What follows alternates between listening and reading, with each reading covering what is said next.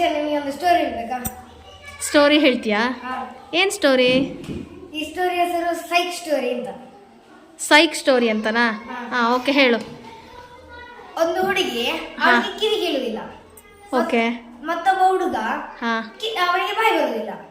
ಅವರಿಬ್ರು ಪ್ರೀತಿ ಮಾಡ್ತಾ ಇರ್ತಾರೆ. ಆಗ ಈ ಹುಡುಗ ಹಾಡ್ತಾ ಇರ್ತಾನೆ. ಆಗ ಈ ಹುಡುಗಿ ಅದನ್ನು ಕೇಳಿಸ್ಕೊಂಡು ಓಡಿ ಓಡಿ ಬರ್ತಾನೆ. ಹಾಗೆ ಒಂದು ದಿನ ಓಡಿ ಓಡಿ ಬರುವಾಗ ಕಣ್ಣು ಕಾಣದ ಅಜ್ಜ ನೋಡಿ ಬಿಡ್ತಾನೆ. ಹಾಗೆ ಓಡಿ ಬರುವಾಗ ಕಣ್ಣು ಕಾಣದ ಅಜ್ಜ ನೋಡಿ ಬಿಡ್ತಾನೆ. ದಟ್ಸ್ ಫೈನ್, ಹೇಳು. ಇದು ಕಾಲಿಲ್ಲದ ಅಮ್ಮ ವೀಲ್ ಚೇರ್ ಅಲ್ಲಿ ಕೂತ್ಕೊಂಡಿರ್ತಾರೆ. ಹುಡುಗಿ ಅಮ್ಮ ಕಾಲಿಲ್ಲ ಅವರಿಗೆ, ಅವರು ವೀಲ್ ಚೇರ್ ಅಲ್ಲಿ ಕೂತ್ಕೊಂಡಿರ್ತಾರೆ. ಈ ಕಣ್ಣು ಕಾಣದ ಅಜ್ಜ ಹೋಗಿ ಹೇಳ್ತಾರೆ ಅವ್ರ ಹತ್ರ. ಅವರ ವೀಲ್ ಚೇರ್ ಇಂದ ಎದ್ದು ಓಡ್ಕೊಂಡು ಬಂದು ಬೈಕಿಗೆ ಹತ್ತಿ ಕಿಕ್ ಕೊಡ್ದು ಡುಡುಮ್ ಡುಡುಮ್ ಡುಡುಮ್ ಅಂತ ಕುದುರೆಯಲ್ಲಿ ಬರ್ತಾರೆ.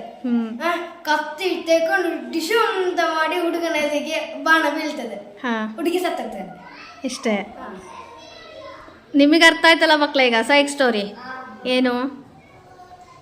ಅದರಲ್ಲಿ ಒಂದಷ್ಟು ವಿಶೇಷತೆಗಳು ಇದೆ, ಹೌದಲ್ವಾ? ಏನು ಅಬ್ಸರ್ವ್ ಮಾಡಿದ್ರಿ ನೀವು? ಹಾಂ, ಅದೇ ಅದರ ವಿಶೇಷತೆ. ಕಿವಿಗೇಳದ ಹುಡುಗಿ ಓಡಿ ಅವನಿಗೆ ಬಾಯಿ ಬರುದಿಲ್ಲ.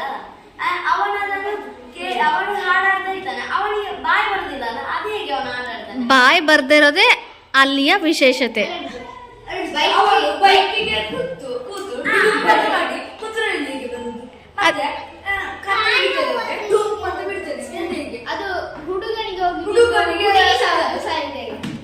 ಹೇಗೆ ಅಂದರೆ ಸೈಕ್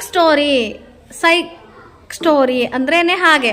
ನಮ್ಮಲ್ಲಿ ಏನು ಇರಲ್ವೋ ಅದನ್ನು ಇದೆ ಅಂದ್ಕೊಂಡು ನಾವು ಸ್ಟೋರಿಯನ್ನು ಹೇಳ್ತಾ ಹೋಗೋದು. ಅದೇ ಸೈಕ್ ಸ್ಟೋರಿ. ಅರ್ಥ ಆಯ್ತಲ್ಲ? Fine, good.